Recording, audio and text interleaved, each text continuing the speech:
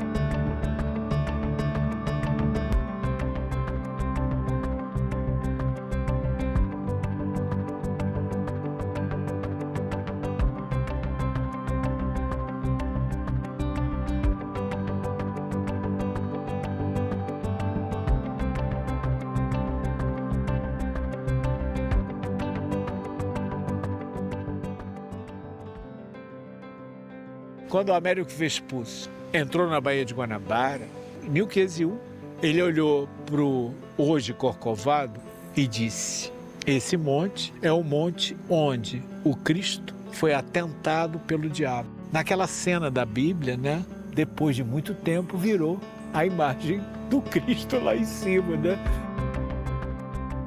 Pegar as favelas da Zona Sul, uma vista extraordinária, porque tem essa outra parte que é um pouco violento, né?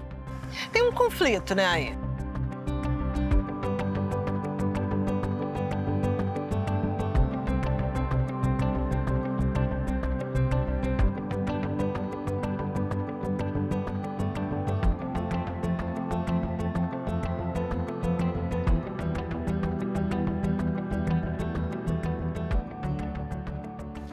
Para a gente entender a cidade do Rio de Janeiro, é fundamental que você olhe para a Urca.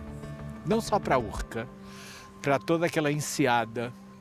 O Rio de Janeiro é a única cidade portuguesa no Atlântico que é uma cidade resultado de guerra. Ela resulta de uma guerra. E de uma guerra entre 2 Atlânticos de lá e um Atlântico daqui. Ou alguns Atlânticos daqui. Portugueses, franceses e os índios. Os temiminós e os tupinambás. Então, todo o resultado dessa cidade já é, de alguma maneira, uma miscigenação, uma mistura, uma troca cultural. Principalmente porque os índios se dividiram e se colocaram de acordo ou com franceses ou com portugueses. Então, toda aquela área da Urca, o Morro Cara de Cão, toda a região de Uruçumirim, da Batalha de Uruçumirim, que é a batalha onde morre o Estácio de Sá, que era ali onde tem hoje a Igreja da Glória. É no Morro da Glória. E aquele parque que tem embaixo, toda aquela área embaixo, perto do antigo hotel que tem ali, era a área de ocupação indígena. Além de região de guerra, ela é o início do processo de derrota dos franceses e dos índios inimigos e o início propriamente da ocupação dessa área pelos portugueses, Quer dizer, a partir dali começou a expansão portuguesa e essa expansão se deu na direção do centro da cidade, mas também na direção da Lagoa. Exatamente porque logo no início a região da Lagoa se mostrou proveitosa para a cana-de-açúcar. Então vários engenhos, como é o Engenho do Rei, foram criados nessa região aqui que a gente está. E aí a Lagoa passou a ser um espaço importante de expansão da cidade logo no início dela. É o lugar da riqueza, tanto que a Lagoa Rodrigo de Freitas é do proprietário dessa área aqui, incluindo o Parque Lage. A região foi se transformando, a cana-de-açúcar foi perdendo espaço, e aí veio o segundo ciclo dessa região, que é o ciclo das fábricas de tecidos, porque eles aproveitavam as águas que desciam da Tijuca, do Parque da Tijuca, da Serra da Tijuca, facilitava o desenvolvimento das fábricas de tecidos. Então toda a região da Gávea e do Jardim Botânico foi montada em cima dessa dimensão das fábricas de tecidos.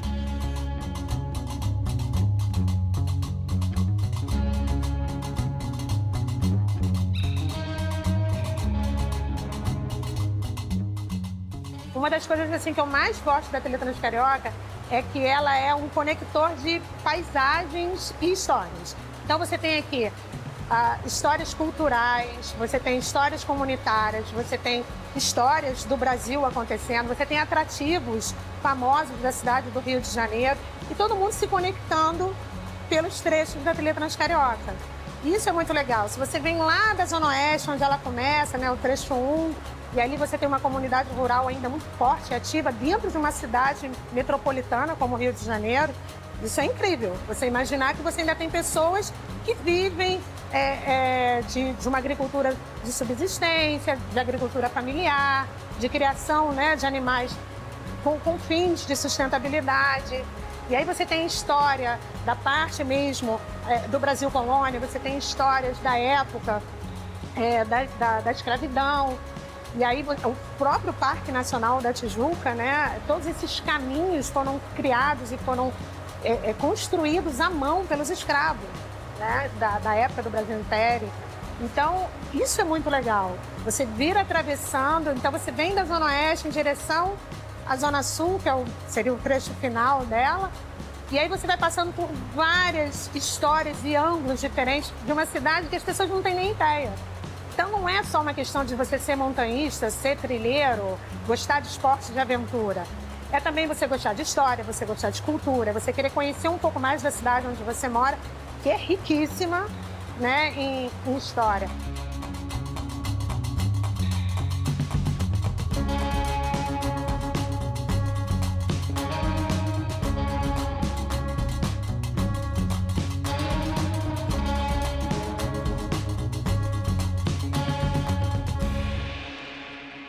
café era tão importante, que é o ouro negro, que a cidade do Rio de Janeiro plantava café em qualquer lugar.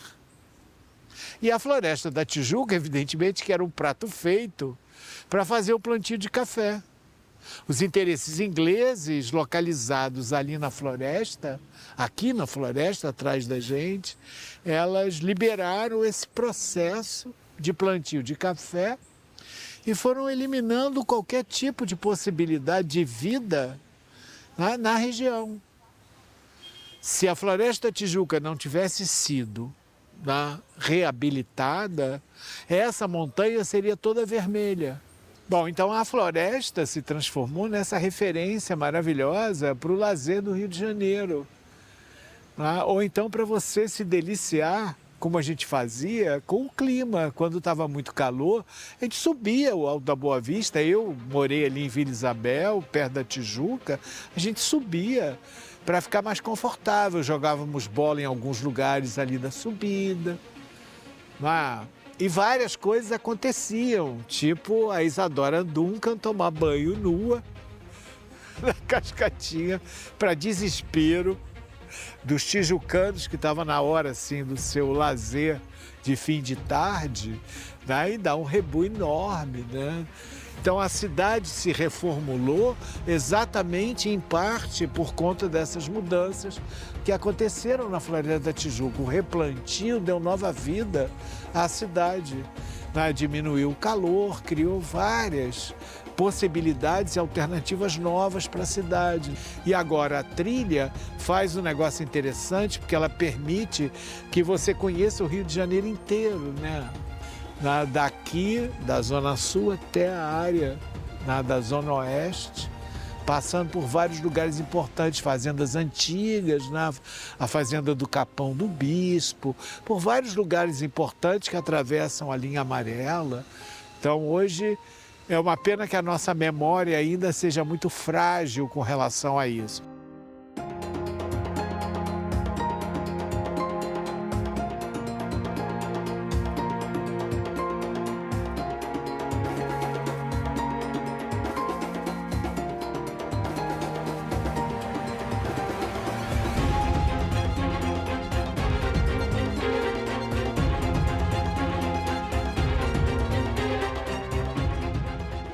Eu acho que a ideia da Transcarioca tem algumas coisas muito interessantes. Se a gente pensar que a gente tem um maciço que cruza essa cidade, e esse maciço passa por diversas realidades, né? Aqui a gente está num lugar extremamente privilegiado, Zona Sul.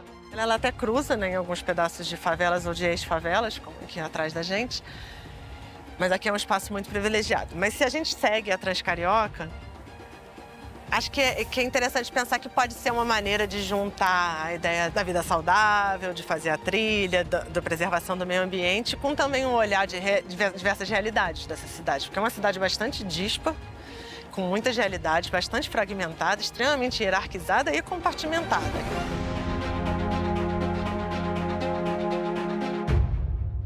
E aí é uma pergunta que eu devolvo. Será que aqui tem essa memória quando a pessoa passa? Será que ela consegue encontrar? Olha, aqui foi um lugar de um crime. Aqui se cometeu um crime contra a humanidade. A região ali onde tem o Monte Líbano e aquele bairro que a gente conhece hoje como Selva de Pedra era a Praia do Pinto. A região do Parque dos Patins era a favela do Piraquê. Ali na região do Planetário era o Parque Proletário da Gávea. E aqui atrás, onde hoje é o Parque da Catacumba, era a favela da Catacumba. A gente está falando de cerca de 35 mil pessoas que habitavam esses grandes complexos de favela que existiam aqui na região. Esse talvez tenha sido a operação mais violenta e drástica que o governo militar fez de remoções de favela na cidade do Rio de Janeiro. O que acontece? No governo Lacerda, uns anos antes, um pouquinho antes até de começar a ditadura civil-militar, o Lacerda iniciou o programa de remoções e a ideia era que isso fosse levado para todo o Brasil. Então aqui é um projeto piloto, aqui é um palco. O Rio de Janeiro é a ex-capital, a capital já era Brasília, mas ainda era um lugar muito importante e que todo o Brasil olhava. E a gente não pode esquecer do AI-5, que também é em 68. Então a gente tem um cerceamento da liberdade, cada vez maior e a instrumentalização para que essa grande operação seja feita.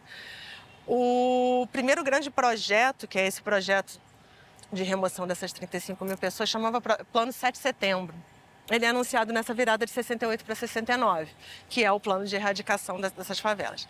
A primeira favela a ser erradicada, que é no início de 69, em janeiro, é a favela da Vila Cristo, que é a favela que ficava ali na lateral do Jardim de Alá. A Catacumba é a terceira maior favela desse complexo. É o terceiro grande momento, a segunda maior favela desse complexo.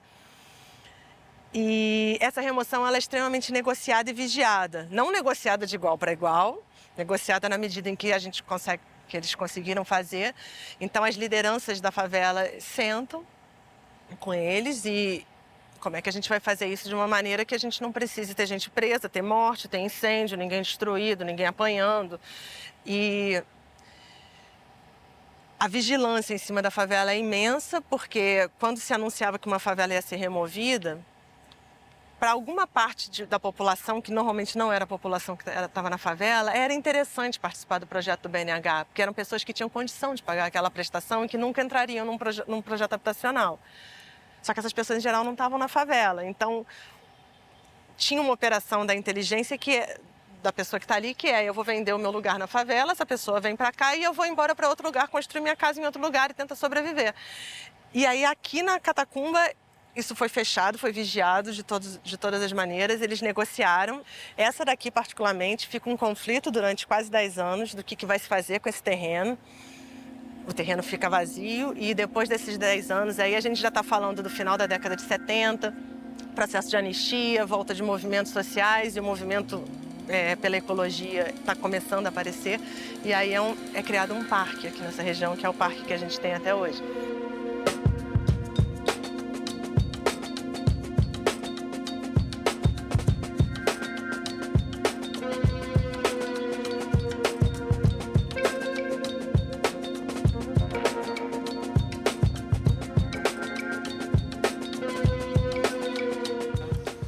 Mas a cidade também, por outro lado, gosta muito das áreas altas para transformá-las em belvederes, né?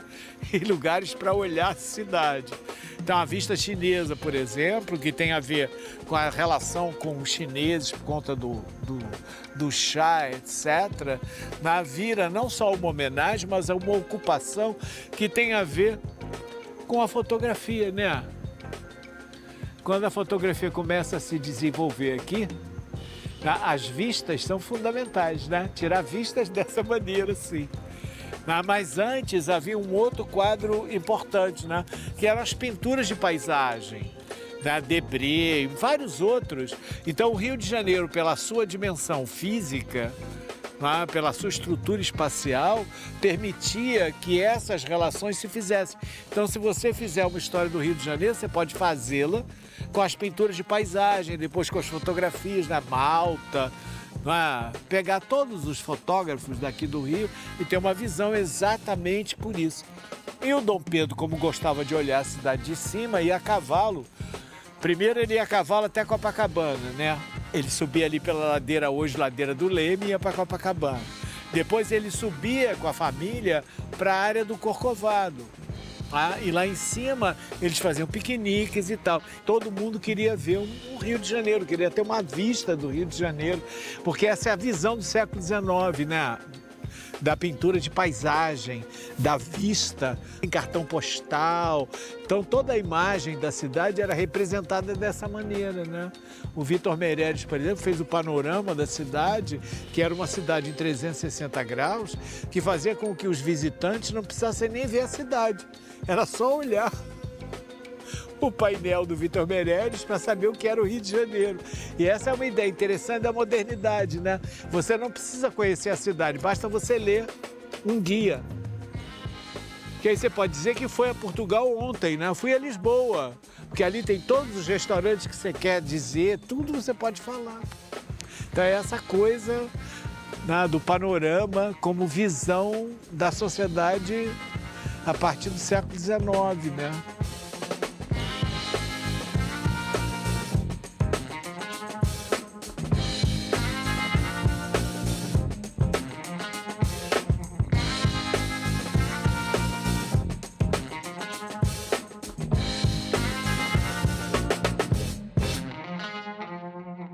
Pensar que em 1912 tinha um complexo de engenharia iniciando aqui no Rio de Janeiro era algo muito emblemático, né?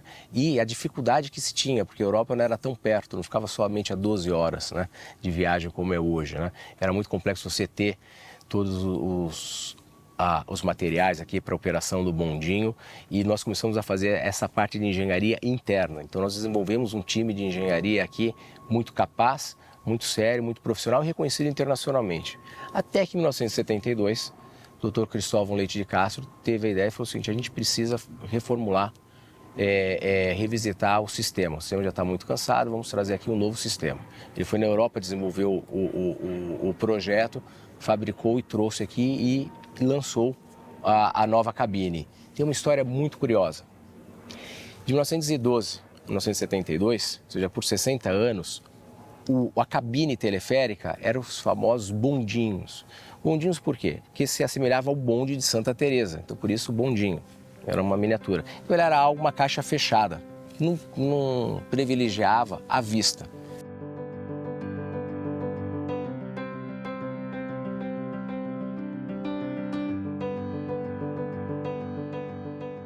E é uma cidade muito bonita, né? E é isso, esse é o Rio de contrastes, de situações complicadas, mas que sempre se resolve, o jeitinho carioca.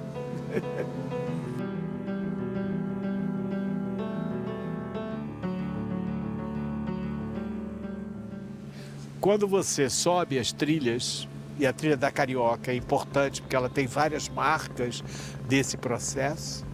Primeiro porque aquilo que eu já te falei, os quilombos, né? Os quilombos formados pelos escravos nessas áreas que a gente está comentando, né?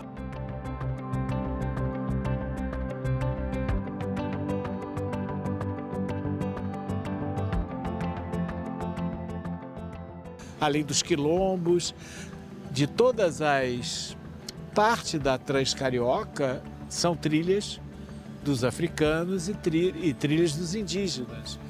Tá? E isso não é colocado na história da trilha, né? A nossa memória, tanto de indígena quanto de africano, é meio complicada, né? Então você não incorpora, o ideal é que você incorporasse, porque esses caminhos todos na floresta foram criados por ele. As trilhas que saem daqui foram criadas por eles. Então era preciso aqui nesses morros revelar essa memória, né? Essas marcas antigas.